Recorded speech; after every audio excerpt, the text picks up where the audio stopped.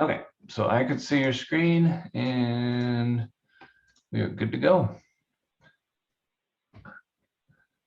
Do you want to cover specific things? Do you want to just open things up on your end and I'll walk you through whatever you want to do? How do you want to go about this? I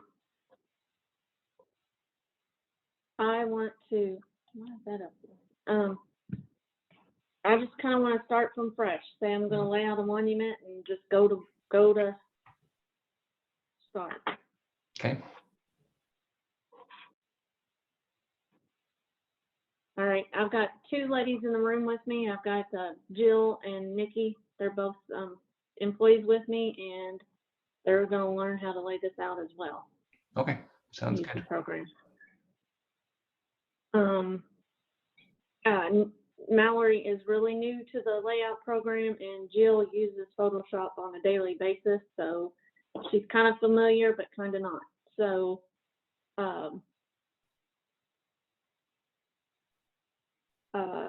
and she's been watching some of the tutorials, but I guess we need to kind of start from the basic point.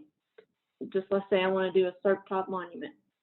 Okay, and so to build a blank monument, you would run Shape Builder, which is this one right here. Okay. And then in Shape Builder, you have options for so what you want to do first is choose your style. So over here, you would choose how you want the top of the stone to be. SERP is your default, and so it's already set for that, right? Right. But if you wanted to switch to a different one, you would switch it before you start typing in the numbers. And then the next thing you would do is come over here to this section and type in the numbers for how big you wanted your stone. That's width, height, and then the base is down underneath there. So you can either type it in or you can use those little tickers. They just go like 1/8 inch increments though, so it's usually easier to type. And then just hit tab to go to your next piece, or you can just click into the next one as well. Okay.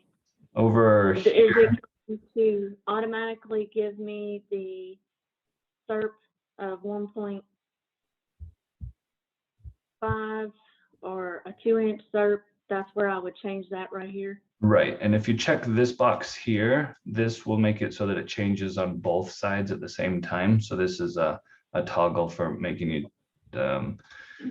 change it on both sides. Otherwise, you have to change it manually on both sides. But if you check this little box right here, then it's going to make it so that you do the same on both sides. And same thing if it's a side taper. Yep, and side taper is going to make it, so that your stone kind of comes in like this. If you do a big taper, if you do a negative, then your stone's going to go outward like this. Gotcha. Okay. Okay. And then these options over here, the base, I mean, if you're doing a die, most of the time you're going to do a base. The fills, that makes it so that it's going to fill your colors in correctly. It makes it so that this right here is 30% gray, which ends up turning into polish when you do fills. And then this down here is 20% gray, which ends up going to rock pitching when it's filled. So that's what the apply fills means. Live preview means that as you make those changes, it's going to, update on the back. And then the add vases, if you wanted to add tapered vases, if you check that box there, then over here, you would be able to tell it how big of a vase you wanted. It only does tapered vases right now in this dialog. So if you wanted to do turned vases, you'd do those differently. Does that all make sense? Yeah, can we go ahead and we'll fall back to that though, won't we? Kind of as we set this up. As far as adding vases and stuff? Yeah. Yeah, and you can always add them on later. Okay, all right. So if you click OK, that builds your shape, and then you've got your blank shape. Gotcha. Okay. And then we want to do lettering. Okay, so lettering, you were right. You click on that text tool over there. You didn't quite click on it though. The way that the text tool works, there are two different ways the text tool works. If you just click, it will start what's called artistic text, and that's usually what you want to do.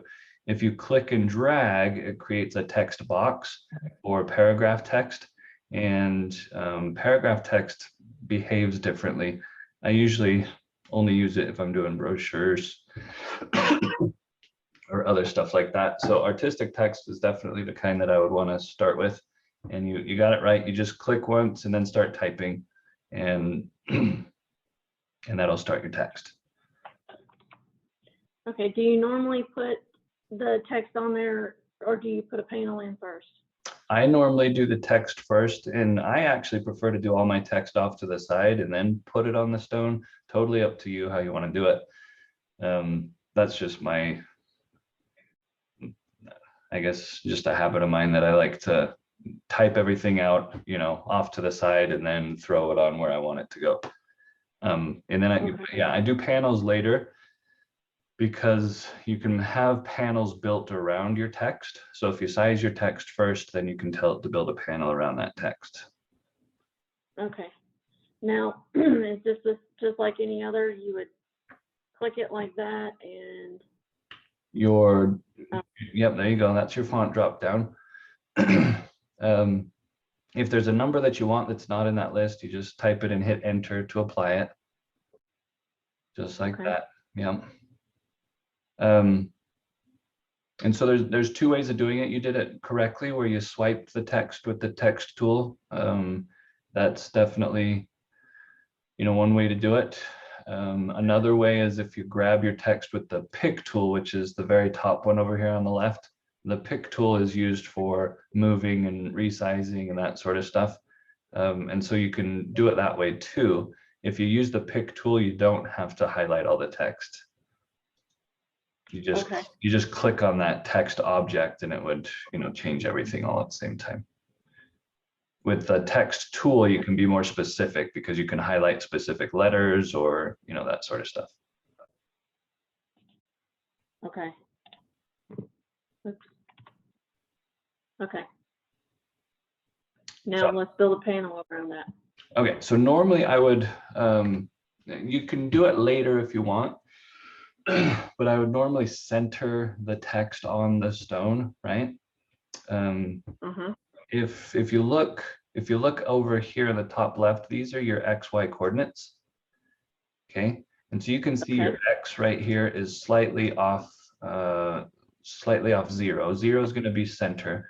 I don't particularly pay attention to the numbers myself. I think it's faster not to use numbers. But just to show you how it works, the 0 on your ruler is right here. And then the other 0 on your ruler is right here. So on your 0 there, if you put that X at 0, then it's going to move it over to 0 for you. The other alternative, and the way that I usually... Can I ask a quick question? Yeah, go ahead. Why isn't the bottom of the stone at 0?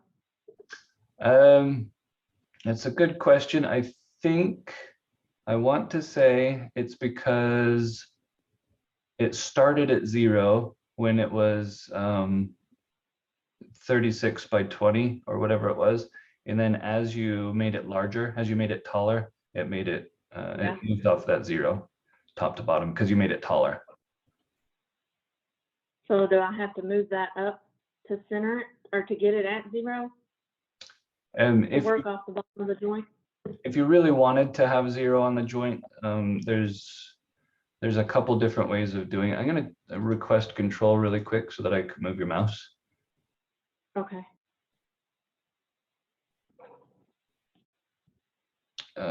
You can now control your screen. Okay, so I'm going to try to move your mouse here really quick. Up here in the top corner of the rulers, if you click and drag, so if I just click and drag to right here, that's going to move my 0, 0 to right there. If I want 0 in the center still, I just click and drag down to the middle. And there's a node right here. So if I just click on that node and let go, now my 0, 0 is down there at the bottom.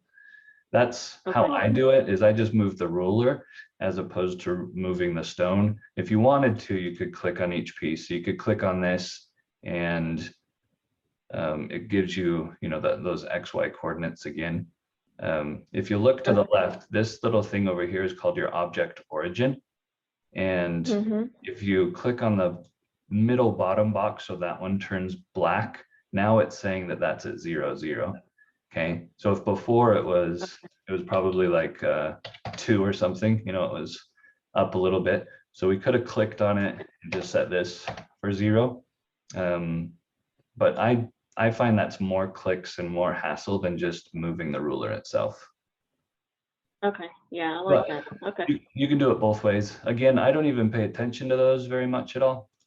I simply, I center something to something else. So if this was the text, right, instead of putting it on 0, I center it on the stone.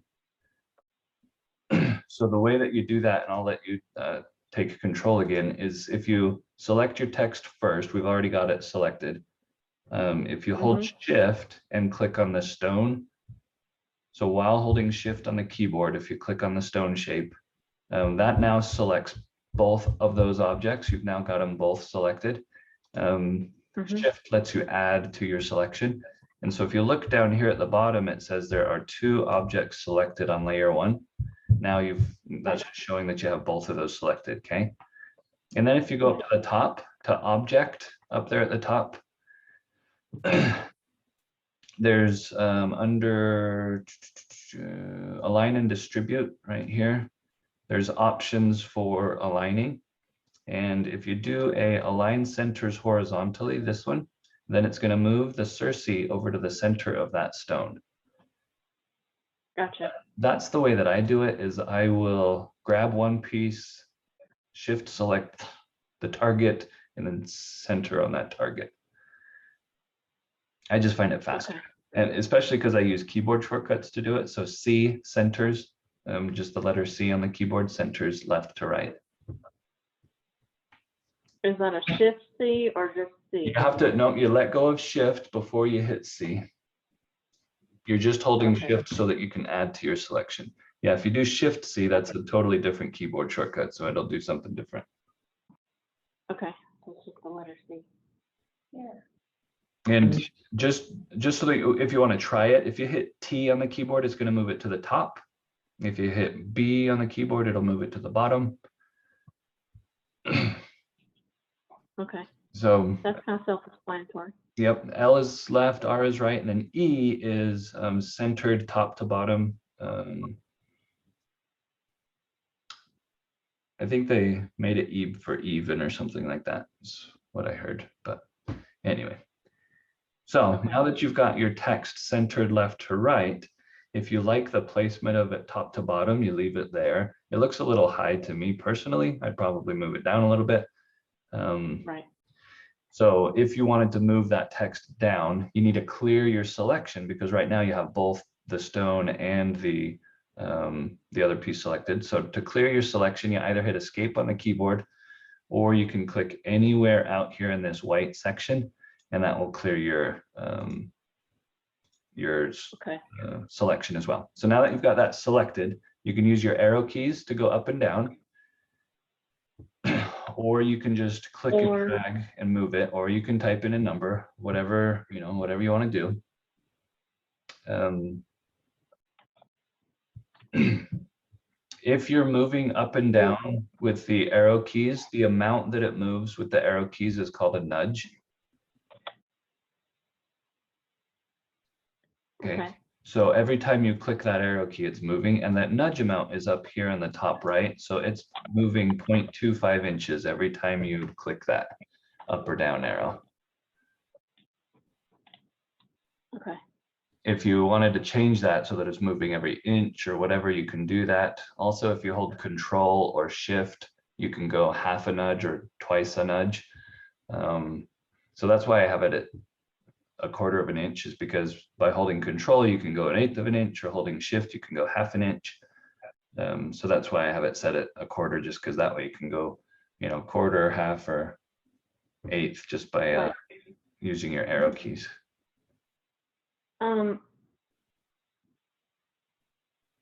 Okay, it's 24 inches up from the joint. Usually the last name is 1.5 inches above center.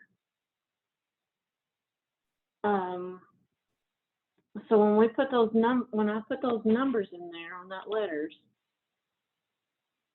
I've got it at 14. When I put it at 1.5 inches above center, that's 3.5. I mean 13.5. I still think the 14.5 looks low. Yeah, so that's based off of the center. See how the black mark is at your center here? So the center of your text is at 14 inches. Let me see. Right.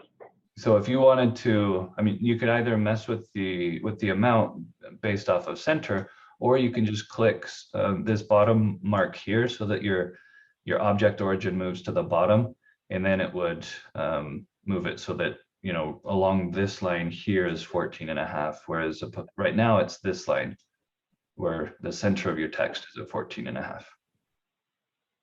Okay, it's not going from the bottom of the text, it's going from the center of the text. Gotcha. Right, right. Because of that object origin up there in the upper left-hand corner.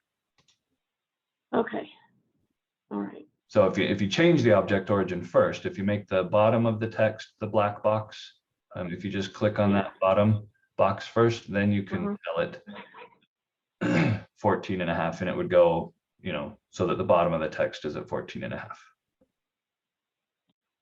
Okay, I do 13.5. Or 13.5 or whatever. Just don't forget to hit enter. I don't think you hit enter after you type the number.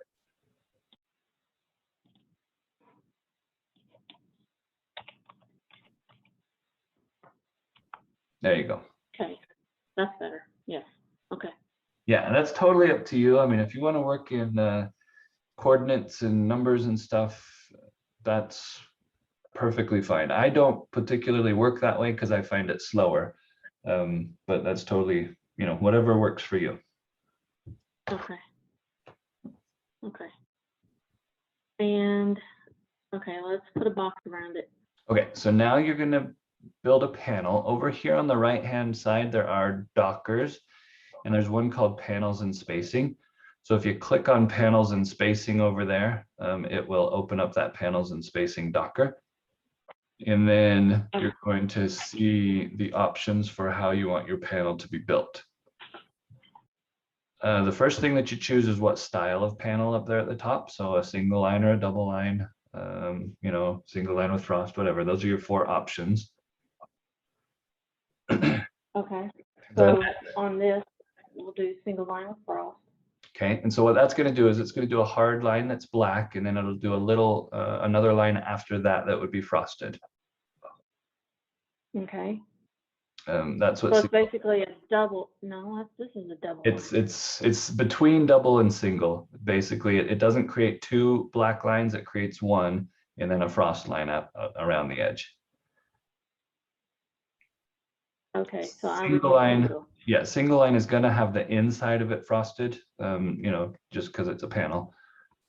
Right. But that's, yeah, so single line, and then these here, these options here, to inside, what that means is that it's going to build inward. So it's going to find the shape of, or the overall size of your text like this, okay? And then it would build to the inside, which most of the time you're not going to want to do that with text, because then your panel's overlapping your text, right? And so you don't want to check to inside because you want it to build out this way. And that way it's going to build your panel larger than your text is, right? Okay. So the reason you would want to use 2 inside is if you're selecting like the stone shape and building a panel from that, because then it can build inward from your panel or from your stone shape and then build a panel, like this. And so 2 inside in this particular case is not what you want. So you wouldn't want to do that. Scalloped corners, that means that it's going to draw your panel with a little chip in the corner, you know, kind of like this. This is really bad drawing, but that's what a scalloped corner is. So whether or not you want to do that, that's up to you. Filled panel just means that it's going to fill in with the granite color. So the inside of your panel is going to be 10% gray, which ends up being frosted, the frosted granite look when you apply fills. And then recreate panel, that is meant so that if you kind of had a bunch of other stuff that you were messing with and wanted to start over from scratch, it's going to refine the overall size of your object and build from there, as opposed to building off of the existing shape. So most of the time you're going to want recreate panel unchecked, unless you're doing something again like the stone shape itself, because if you had this checked, what it does is it finds the overall shape of your stone, so it would make a square panel or a rectangular panel as opposed to fitting to the SERP top. So if you want to create a panel that, you know, matches that SERP, then you would uncheck the recreate panel button. So that's what those ones do. And then down below are your numbers for how big you want your panel to be created. Okay. The offset, again, for something like this, you're not going to want to do an offset. That's mostly for doing a border on a stone shape. Your hard line, that's how thick you want your black line to be, your V line. So by default, it's 0.09 inches. You don't have a frost or a bar line because you're not doing the single line with frost or the double line. So those ones don't show up. Your scallop radius really shouldn't show up because we're not scalloping anyways, but that's okay. Right. The text spacing, what that is how much space, if you had multiple lines of text, how much space would be between each line of text, which in your case, you don't really have multiple lines of text. But what it's going to do is, since the next number down, this one, panel spacing, is set to auto, it's going to go off of this number. So it's only going to give you 3/8 of an inch top and bottom, above and below your text. So if you want this number to be larger, like 1/2 inch, 3/4, 1 inch, whatever, that's one that you would normally change, is the text spacing or the panel spacing. You can do either one. And that's going to tell it how much space you want top and bottom. The end spacing here is how much space you want on the right-hand side and the left-hand side of your text. And right now, by default, the auto, what that means is it's going to find the height of that letter, which is 3 inches. So it's going to go 3 inches this way, and it's going to go 3 inches this way. Okay. And so you're going 0.375 top and bottom, and 3 inches in either direction. If you don't want it to do 3 inches, that's when you would put in a number there instead of auto. And then the last thing is over here is an F, which is meant for fixed, a fixed width. That way you can tell it exactly how wide you want that panel to be, as opposed to you know, going off the text itself. And if you have numbers, like if you want to change that 0.375 to something that you use more often, you can click this disk icon here, and that will save that as your preference for next time when you start the program. Okay. Does that all make sense? Yeah.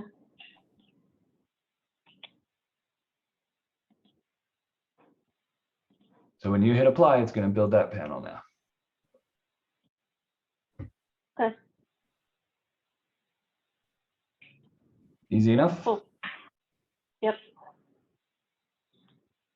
If you ever wanted to change it once it's been built, you have to reselect all of those pieces, and then you can make your, you know, change your options and then just reapply it. Or you can delete, you know, just select the panel pieces and delete them and start over. So I would just select this and this, and then if I wanted to come in here and make it a double line. You want to make sure you grab all of the pieces, because otherwise you're going to end up, if you go ahead and hit V on your keyboard to go to wireframe view. And it doesn't look like it did it in this case. I think you did fine. But sometimes if you don't select all of those pieces, you end up with a double line because it's leaving one of those behind. But it looks like it did just fine on this end. So, but yeah, so if you reselect everything and change to a double line, then it'll just change it. And then V again toggles back to enhanced view. There you go. Okay. And so when I get, say I wanted to just cut this. Yep. That's when you would go to this enhanced view and then go up here and do the cutting of like I had been doing. So V on the keyboard only changes your on-screen view. It doesn't actually edit the objects at all. And so if you want to cut it, I would not hit V to change the view. Because really that's just on screen only. In order to cut it, the plot page button that you're highlighting, that is what I would use. Is I would send everything to a plot page. The reason for that is what it does is it duplicates all of your objects that you want to cut to a new page, and then it takes out all the colors and just gives it a black outline. So then that's all the cutter sees is that black outline. Okay. Yeah. So, but if I wanted to check and make sure that that's what I wanted, I could just use the V. Yeah, so if you hit V, you'd see if there's anything overlapping. You know, if you have stuff that's overlapping, you'd see how it overlaps and stuff. Okay. There's multiple views in Coreldraw. Up here under view, there's, I don't know, 4 or 5 different views. I usually just use 2, the wireframe and the enhanced. And so that's what the toggle does, is it just switches back and forth between those 2 views. Okay. All right. So now if I wanted to add an emblem. Okay, because you are in a design already and you're going to bring an emblem into your existing design, there's a couple different, I mean, there's lots of different ways you can do it. One of which is called importing. So if you click on this icon right here or go to File and Import, it's the same thing. That's the button for bringing in artwork into your existing document. Okay.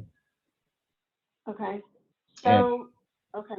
Now this is another question I have. So if I wanted to import a Cochrane's flower that we use all the time, and I have to match something, is theirs going to come into this program, or am I going to have to fill it? So if you click import and bring it in, it's going to come in unfilled and just a bunch of lines. And so if it's Cochrane stuff, I would, instead of importing, I would actually open it so that it opens it up in its own document first. And then I'd do all the fixing of it to get it colored. I'd save that, and then I would import that colored version. Because otherwise, it's just easier if you mess with, you know, filling it in correctly if it's all by itself.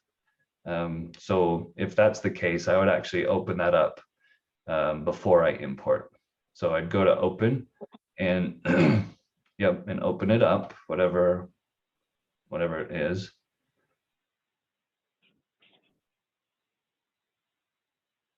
Don't laugh. We've got millions of files that have been here for years. Oh, I won't laugh.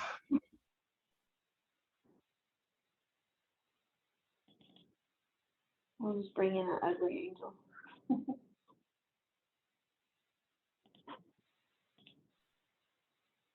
So FLX files, those are the old Cochrane's files. Those you can't open up directly in Coreldraw. You'd have to choose a DWG or a DXF from Cochrane's. I've gotten some of them changed over. I haven't done them all.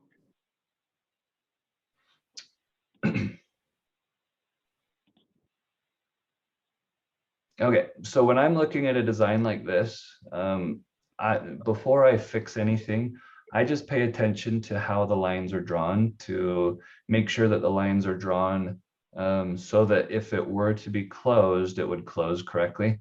And in this particular one, I don't see anything wrong with it.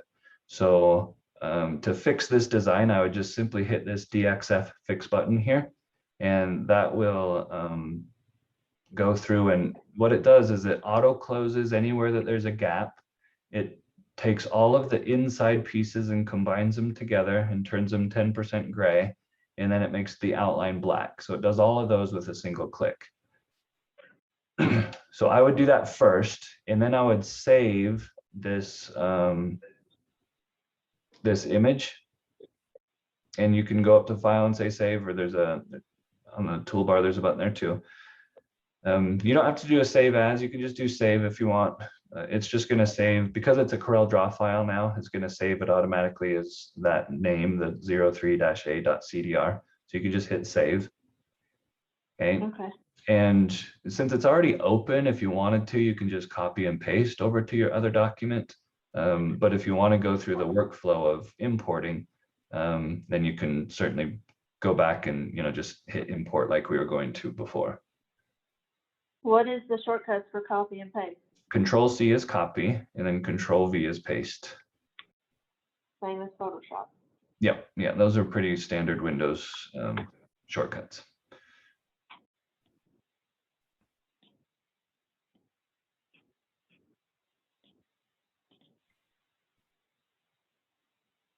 Okay. Those lines don't look the same. They do not look like they are 0.09, that's for sure. They are 0.080, I believe. Okay, So would you just scale that, or what would you do? I like to have my lines at 0.09, so I would, there's two options. You can scale it so that it becomes, you know, 0.09, but then it's going to be larger. Or the other option is that you can actually change that line thickness so that it becomes thicker. It's a little small anyway, so I think you're fine. You would be fine with scaling it up a little bit. But you know, that's totally up to you. Okay, so so say I just wanted to change the line thickness to 0.9, how would I do that? Okay, so in order to do that, there's a few steps. The first is to select both pieces, because there's two pieces of your object. And so I normally marquee select. I'll come click out here in the white somewhere, and then I'll drag a box around it like this. And that way it will select everything. Okay, so you got both of those pieces selected now.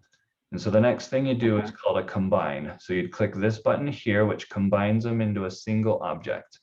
And it's going to end up showing through to the polish now. The frosted area you're not going to see anymore. You're now just showing through to the polish. Okay. By combining that frosted part to the outline, it basically cuts away all of those pieces, and now is showing through to the that darker area underneath. So that's the first step. The second step is that I use a freehand line over here. There's the freehand line tool. So I would grab that, and freehand's the top one. Yep. And what you have to do is you have to make a reference line. And so normally I'm going to look, you know, anywhere that you've got consistent line thicknesses, like the cloud. If I were to do it, I'd probably put a line from here to here. You wouldn't want to do it in the hair, because if you look at the hair here, the hair is really thin compared to the rest of the design, right? And so you wouldn't want to do it there. But I would zoom in pretty close to that line, just so that I could make sure I'm clicking the right thing. And then you're going to click on one edge and then move over to the other edge and click again. And you'll see how, yeah, perpendicular right there is going to be correct. You want it to be perpendicular. So go ahead and click again. And what that does is that creates a reference line for you. Okay. And if you actually look up here, that's not 0.08, it's 0.063, which is pretty thin. Right. Okay. Okay. So whether or not it's going to look good going from 0.063 to 0.09, I mean, we'll try it out and see how it works. But what you're going to do now that you've created that reference line is switch over to the pick tool, which is that top left one, and that's the one for selecting objects. So you switch over to pick, hold shift, and click on the black part of your design that you want to fix. So while holding shift, you just click anywhere in this black area.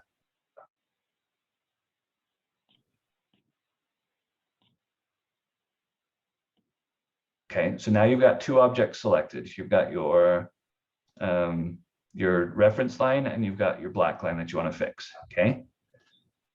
Okay. If you want to see it do what it's doing, I usually zoom out to watch what it's doing, and you can use keyboard shortcuts if you want. That's what I do. I hold Shift and I hit F2 on the keyboard. So Shift plus F2. And what Shift F2 does is it zooms to whatever you have selected. Okay. So Shift F2 zooms into that. And then once you're ready, once you've got those objects selected, if you click this button right here, which is called Blastable 0.09, if you click on that button, then it will thicken up those lines for you. Perfect. The one thing that you have to pay attention to, because it's making everything proportionally larger, is that it's possible that it's going to make the white areas not quite as nice. So you can see right here in the hair, you got a little bit of a white area there that, you know, maybe a little too thin or something like that. So you just kind of pay attention to the design and see if there's anything that you would need to tweak. That's not that big of a deal. I mean, when you blast that, it's just going to become a single line anyway.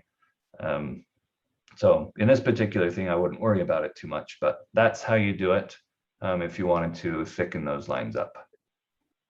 Okay. Well, I have a feeling I'm probably going to have to do that quite often.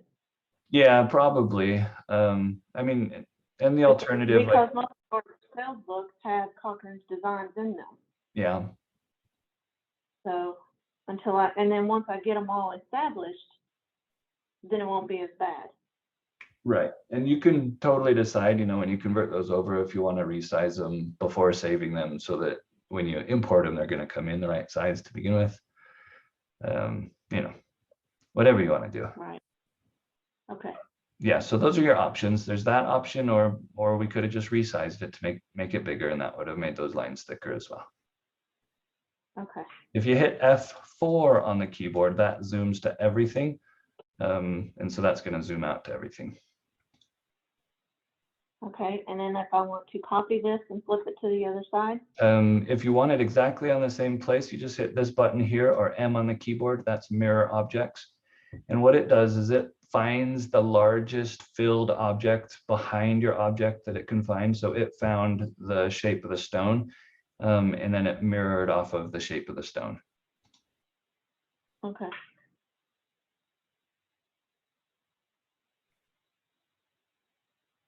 All right. So let's do,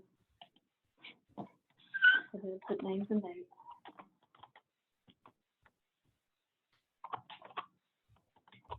Now, just as a general rule, just because we've been at this for a while now, I would save the design myself, just because if anything were to happen, you know, you lose 30 minutes of work. So can I put you on hold for just a second? I got a call from Norton's Children's Hospital. Yep, go ahead.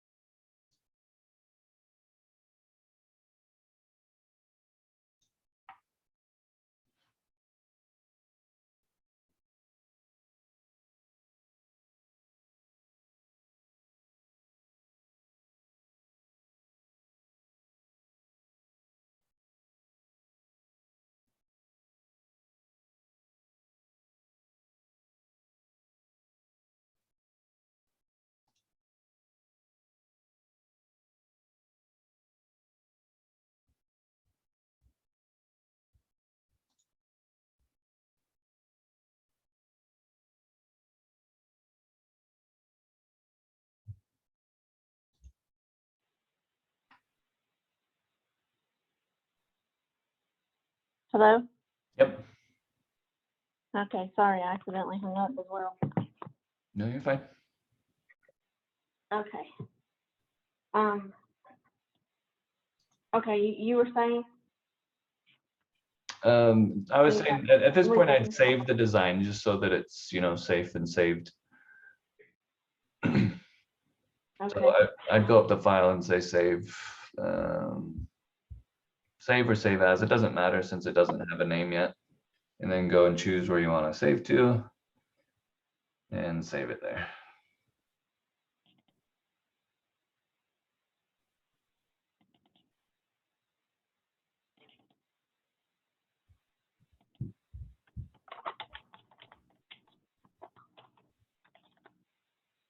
And you can create a new folder if you don't already have one. It looks like you do things in folders. So if you wanted to, you can create a new folder here first and then save the file inside that folder. So you'd name your folder Searcy and then double click it to get into it. And then you can save it. Yep.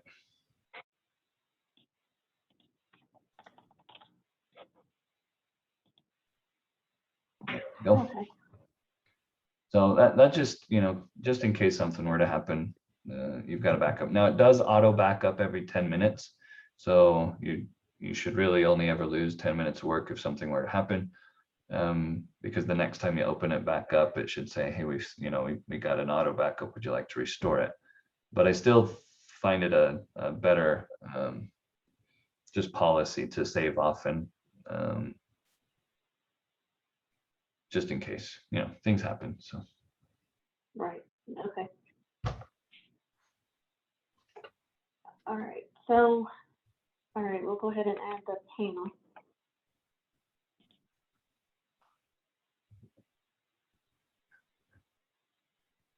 Okay, in your design, do you have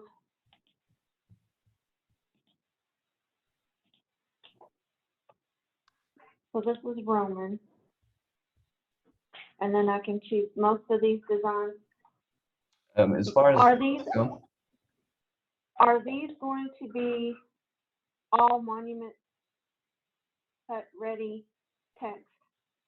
all of the MLC ones are, yes. And then the MD Okay. ones are as well.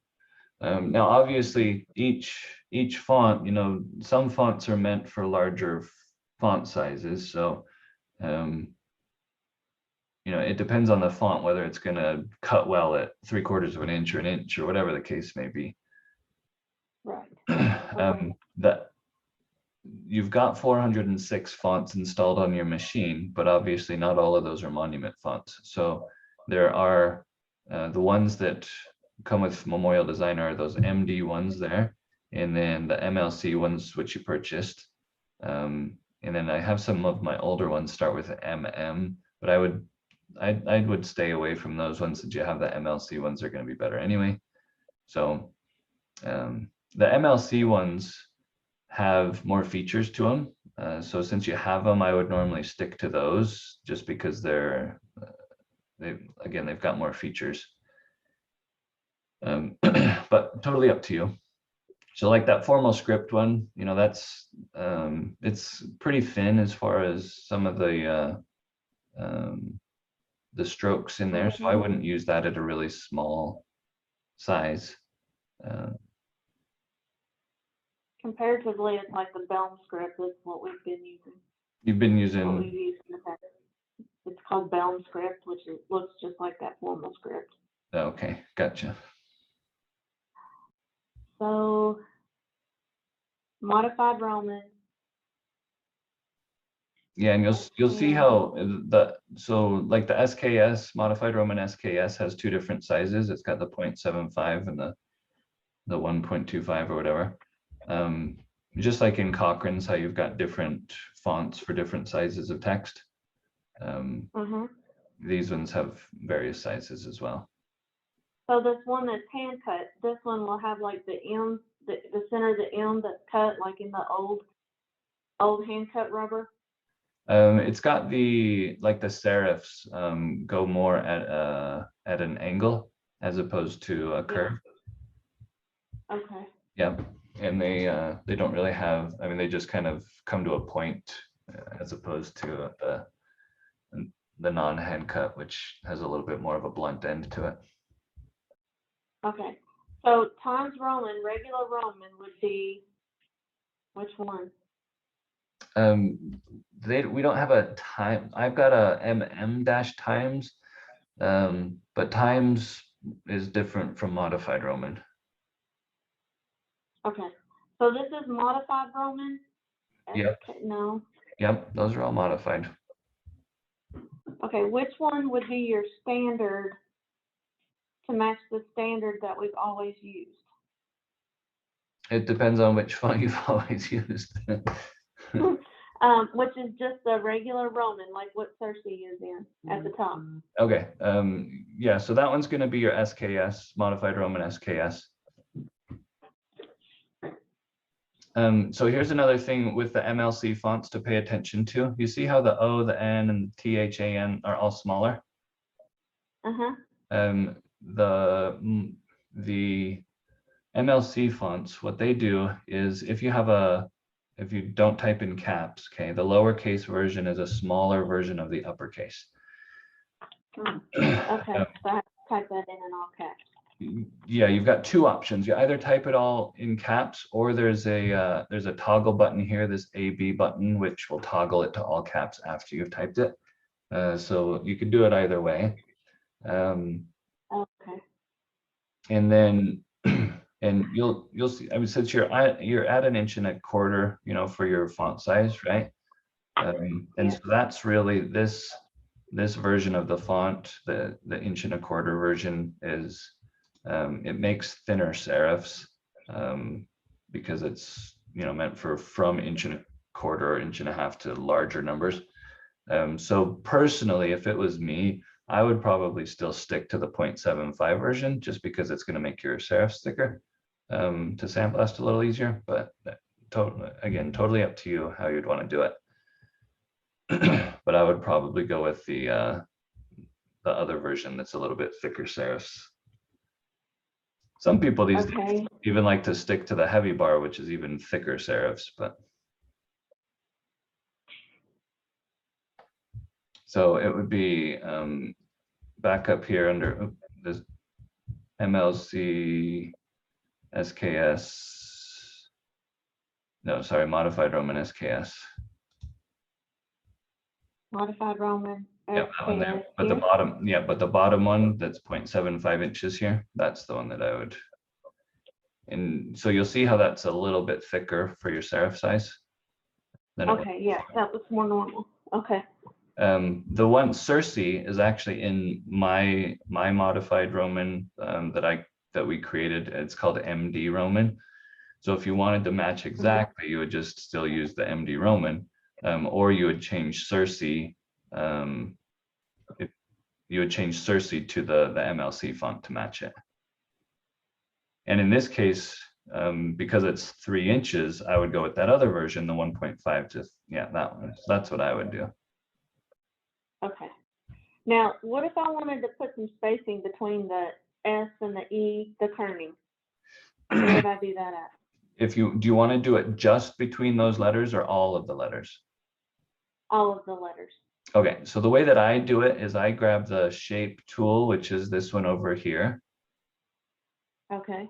And then what that does is it gives you this handle right here at the end of your block of text. And if you click and drag to the right, it'll make it spaced out more. Oh. Okay. You can do it with numbers too. I just like to do things visually as opposed to with numbers. So that's the way I do it.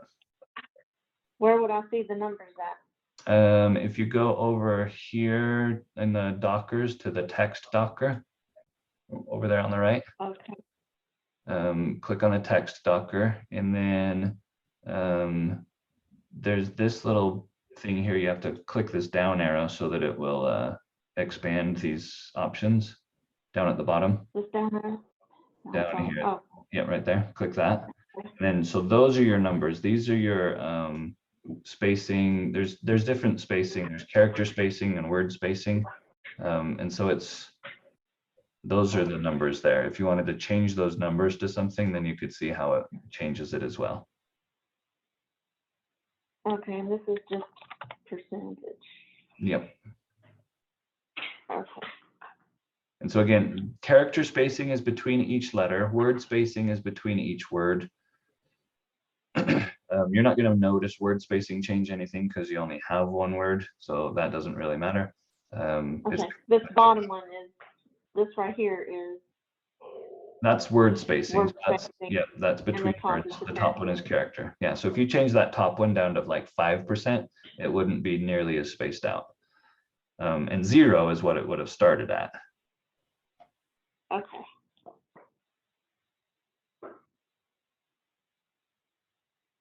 Okay. So again, All you right. can do it by numbers or you can do it by just manually. Okay.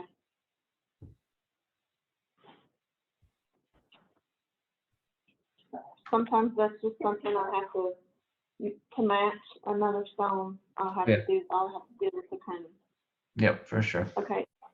Now, do we have to, like, if I go in here and I hit enter and I put in the date and I want to make that, I just highlight that as a different size. I don't have to retype. You can either highlight it, you can either highlight it after you type it, or you can go up and change it right now to 1 inch. And so anything you type after making that change is going to be 1 inch.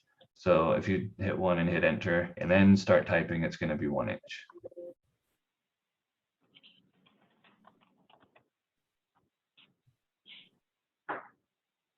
And make sure you are doing it in caps again, or holding shift. Otherwise, you're going to get little letters.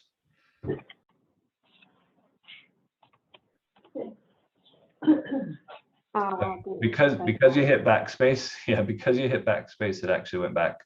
Oh, crap. It's okay. That's what the undo button is for.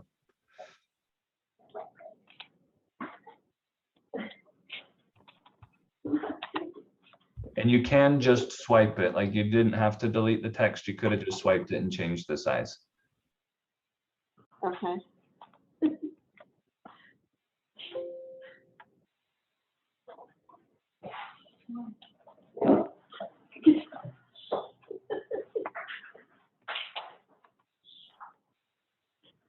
Oh, I'm having a hard time here.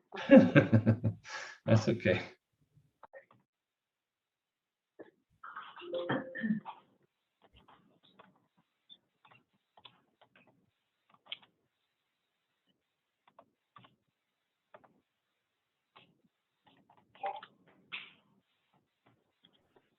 A lot of times they just leave the death date here because we're doing a pre-meeting. So Okay. then I would have this box highlighted, and then we're going to add a panel.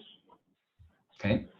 So you just go back over to panels, Docker over there on the right. And then same thing. So this is where text spacing, you're going to get half an inch between each of your lines of text because you put 0.5 as your text spacing. Okay. And you're still going to get 2 inches of end spacing since you have a 2 there. Okay. If you had auto instead of 2, what it does is it looks for the tallest letter, which in your case is 1.25 inches, and then it looks for the longest line, which is Jonathan's line, and so it would add 1.25 inches on either end of Jonathan's line. Okay. If you type 1.5 inches, it's going to give you 1.5 inches. Right now, it's going to give you 1.25 inches. But I can change it back to auto, right? Yeah, you can certainly change it back to auto. And then apply. Okay. And so usually Now, if I'm doing a double, what I would normally do is I do one side and then mirror it to the other side and just swipe the text and change it. Okay, that was my next question. Okay, so then I do mirror. Yep. And then if I needed to,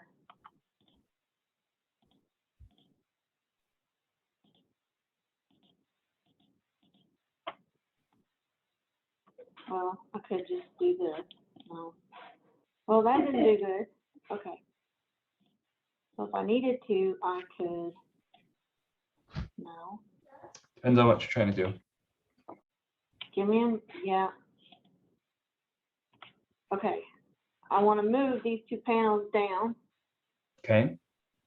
Just if all you want to do is move them down, you can select both panels. Just draw a box around both of them. So come out here into the white area, click and drag a box around both of them. And that would select Okay, everything. Okay. And then you can just I move was it trying down. to do that, but I was only getting the stone because I didn't get into the white. Right. Yeah. Otherwise, you're just selecting the stone. Okay. And I find it easier just to hit Control A because that selects all in that line. And then I start typing in it, it will override it. That's faster than hitting backspace, I think. Again, make sure you're typing in caps so that it is the 1.25 inches.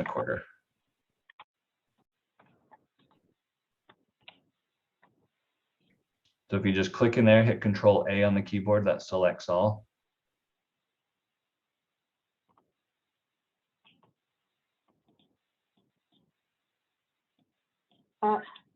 Okay, if I just click in here and then I hit Control A. A. No, Control A, not Shift A. Oh, Not A, just Control A. There you go. And then start typing.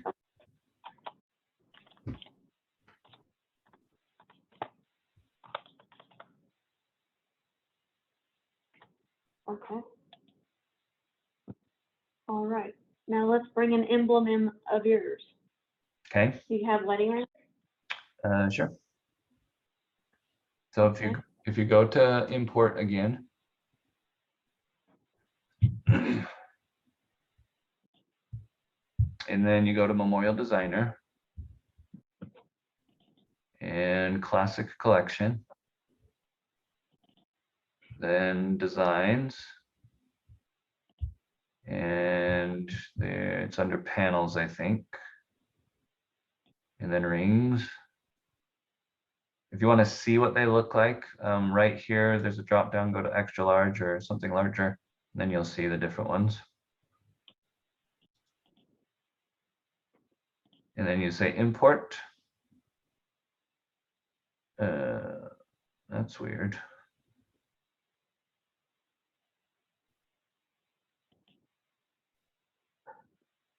Huh. You clicked on the import button? Yeah. Yeah, I got import up here. Okay, try it again. What in the world?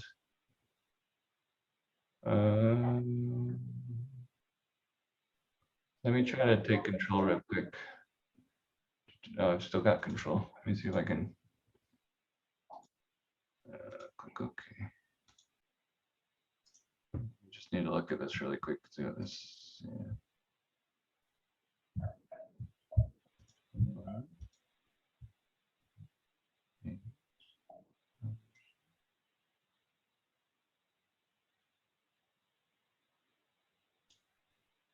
Doesn't make any sense. Let's try a different one just to see what it says. Can't be imported.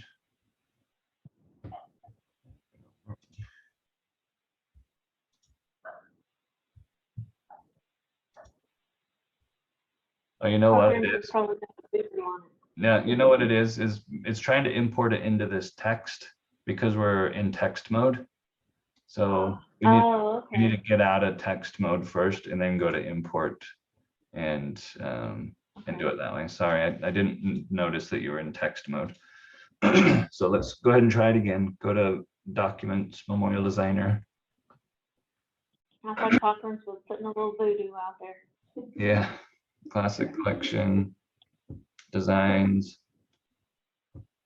Panels, Rings, and scroll back down to it again.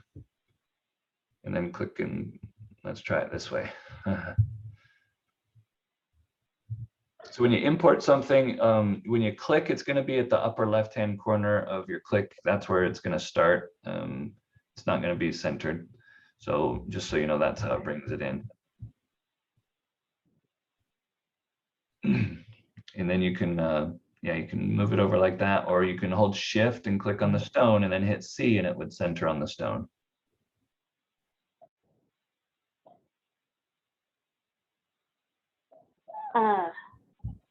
Control C. Just hold shift and then click on the stone.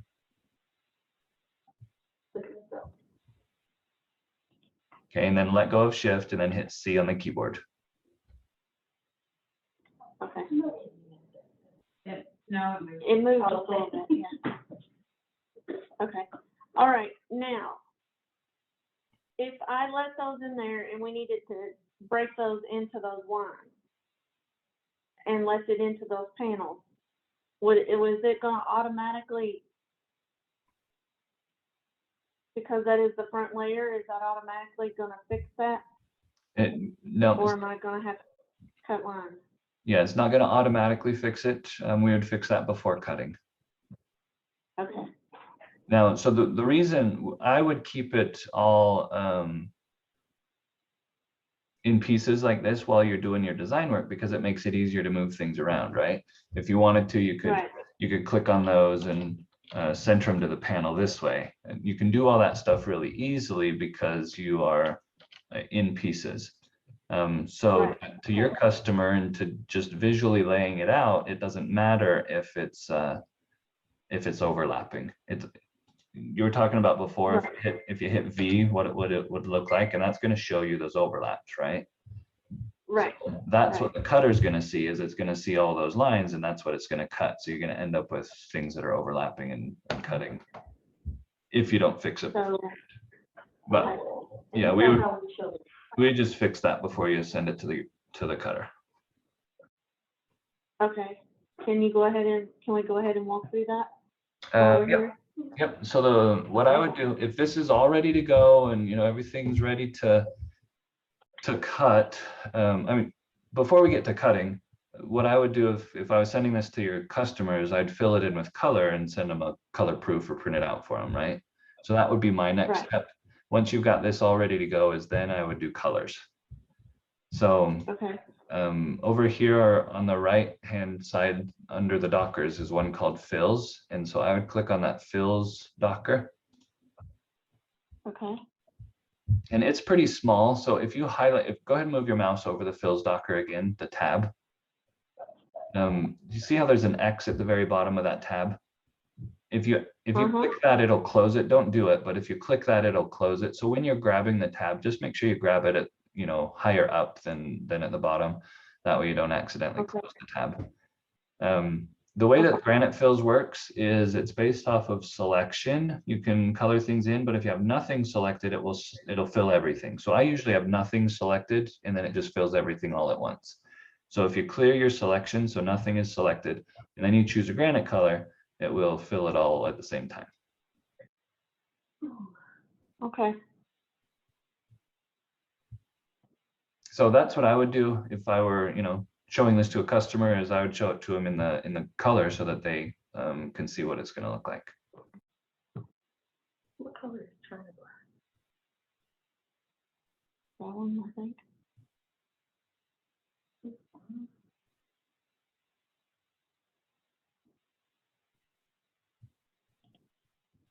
That one. Okay. Say they were gonna have a picture etched right here on top. Okay.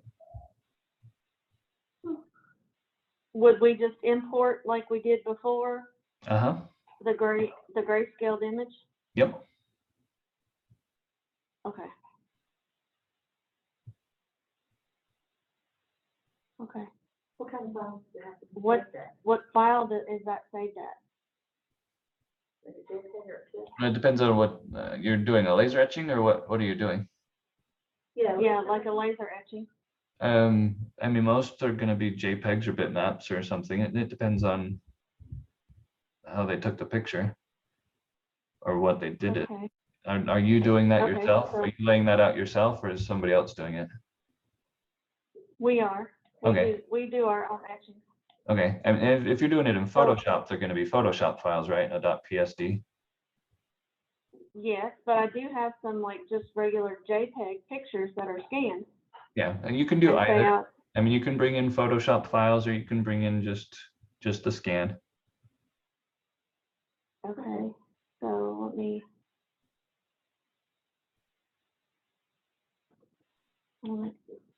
Give me the picture. Give me one of the pictures that you had this morning, or that we worked.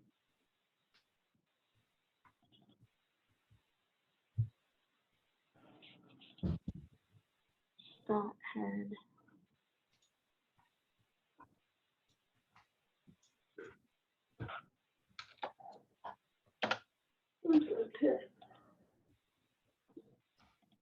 Oh, okay, there you go. And that's a TIFF file. I mean, that's just a TIFF bitmap, so those will work too. Okay, so then we could just adjust it. Okay. Gotcha. Okay. And if it's a photograph, hang on, let me.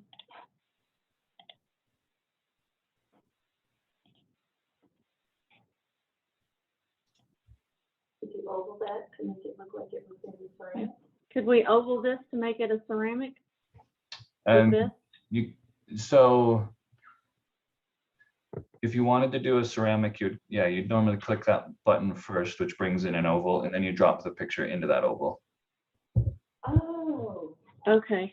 So go ahead and click on it, and then that'll bring in the oval. And then you take your picture, your colored picture, and just drag and drop it into that circle. You'll see what it does. Just drag and drop it in there. And then over here, there's a fit contents option. So you click on that and then say fill proportionally, I think. I would do fill proportionally. There you go. That's cool. Okay. You can also edit it, how it fits inside that as well. So you can mess with that stuff too. I mean, because you can see how there's a little bit of a border on the top of the bottom, the way that you got it, right? Yeah. And by resizing it the way that you just did, you shrunk it, you made it shorter. I made them look weird. Yeah, right. Okay. Yeah, and then we could just put it wherever they wanted it, which would probably be right here, and the rings would be down here. Or something like that. And then we can make this up. And then this up.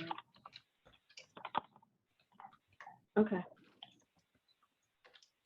Or you could click the oval and click the stone and hit C.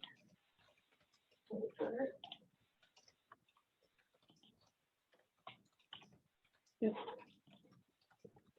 Okay, but, okay. So now we got that part and we filled it. All right. Now what's next? Okay. They signed off and approved it. So if everything's all done, well, in your workflow, are you normally printing them out for the customer to see, or are you going to send email it to them? We're going to either or. I might be doing both. Okay, so if you email it, there's a quick JPEG button here that will save it as a JPEG file that you can then save. Then you just say yes, and it will it'll send out that whole thing. And what it does is it saves to your proofs folder. So if you click on your go ahead and go to Windows File Explorer. Just down here, your File Explorer. And go to Documents.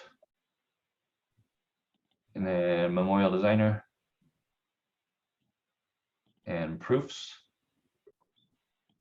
It'll be in there. And then so you can email that to them. It's just nice and emailable. Okay. But then if you wanted to cut it, if you wanted to make, send it for production, then I would select what I wanted to cut. Basically, that's everything but the base, right? So you're going to grab everything but the base. Am I going to take the picture off? No, it's going to do that for us. So go ahead and make sure you drag your box all the way down to about here, so that it gets the bottom of your stone. Otherwise, it's not going to grab the stone shape. Okay. Yeah.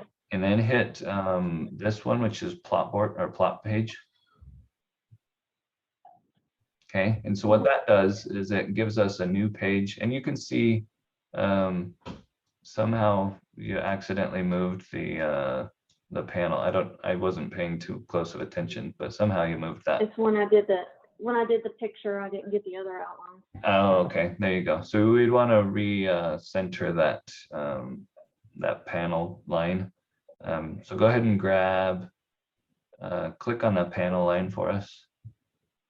Just click on, you have to click the very tip, yeah, and let's delete that one because that one's actually a duplicate. That's where I was talking before, how sometimes you can get duplicates if you don't select everything. Undo, Control Z to undo. Undo one more. I don't think, there you go. We want to delete this one, this inside one. We don't want that one. Oh, okay. And then this one there, if you click on it first, and then hold Shift and click on any of the other panel lines, it doesn't matter which. And you have to make sure the very tip of your arrow is right on the outline. So you want to go a little lower, just a tiny bit lower. Make sure you have that one selected first. Oh, yeah, select this one. Yep, and then hold Shift and click on the other one. Just move your cursor slightly lower. It's got to be right at the tip. Yeah, right there. There you go. Oh, somehow you have to hold Shift the whole time. Don't let go of Shift yet. Hold Shift. A little higher. There you go. Now let go of Shift. And if you just hit E on the keyboard, it's going to move it up to the center of those. So that way it'll go back to where it's supposed to be. Okay. Okay. And then this is where we would, sorry, yeah, I moved those.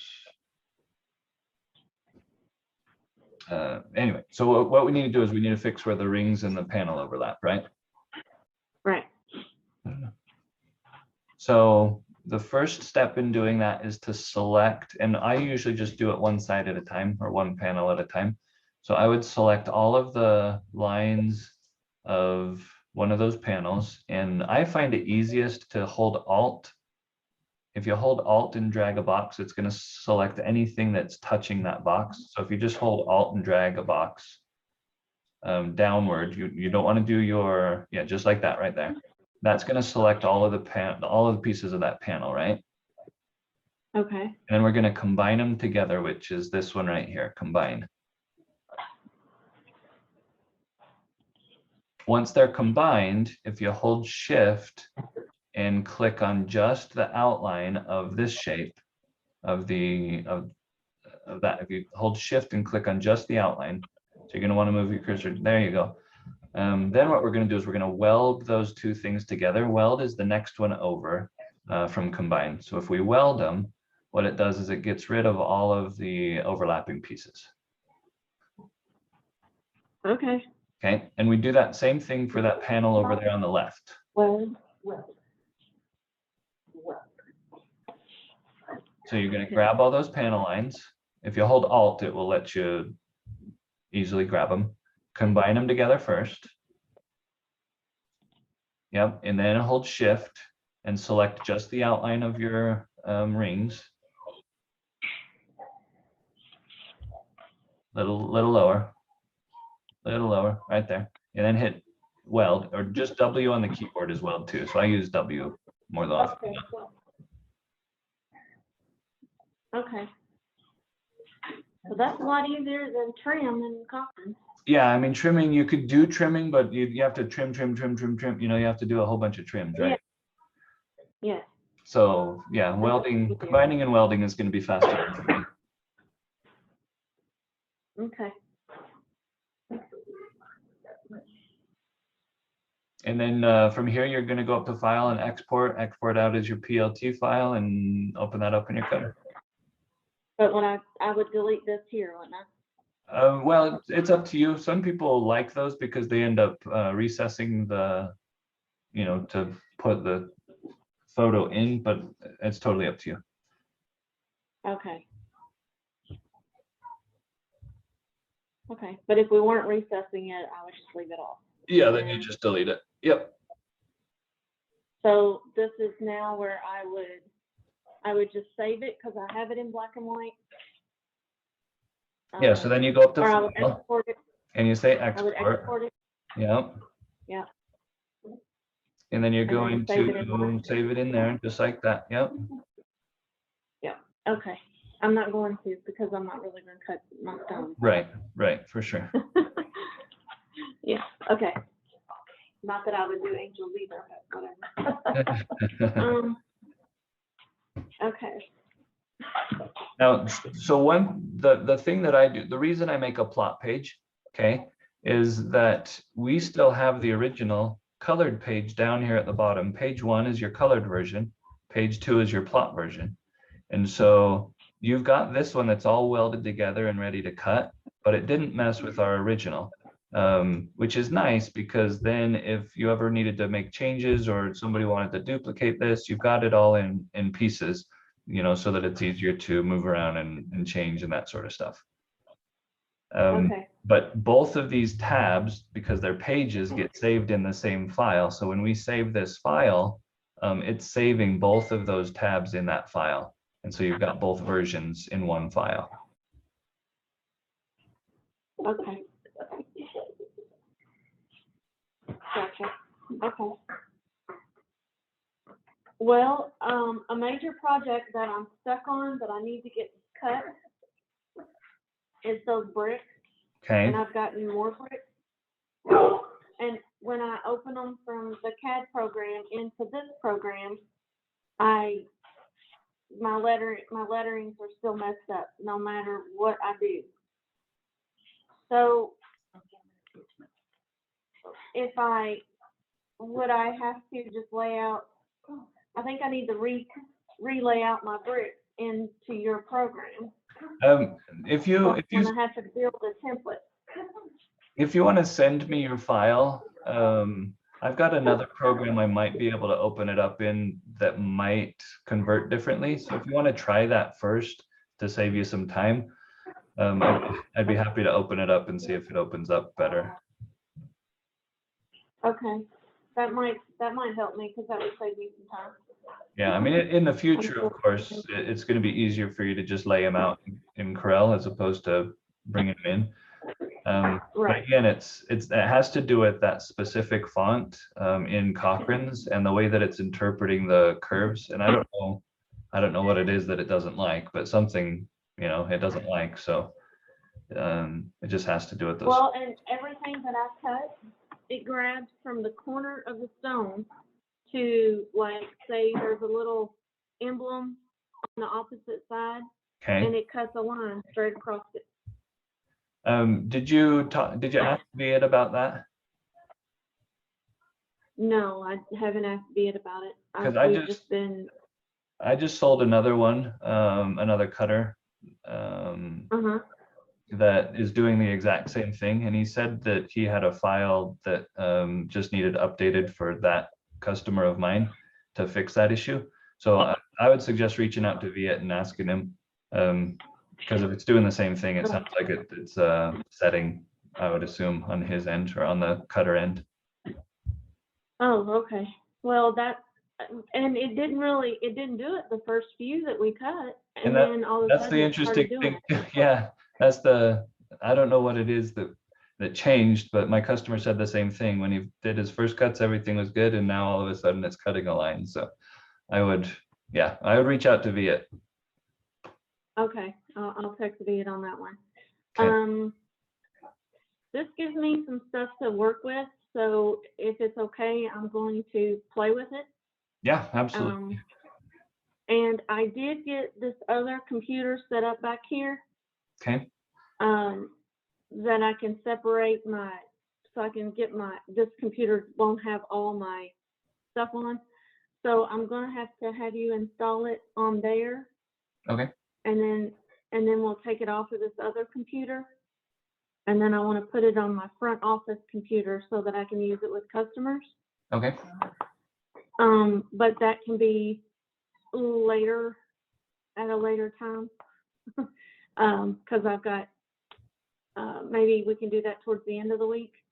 Yeah, that's fine. And we'll do those installs and get these computers straightened out Sounds on good. what I want where. And I don't, do you have any questions, Jill? No, that's, You got something to play with and Yeah. learn from? Yeah, yeah, and my only question is you can answer. okay. All right, that gives us a place to start. I appreciate it. You're very welcome. Okay, we'll be talking to you. All right. You have a good one. All right, you too. Bye-bye. As soon as I figure out how to end this thing. That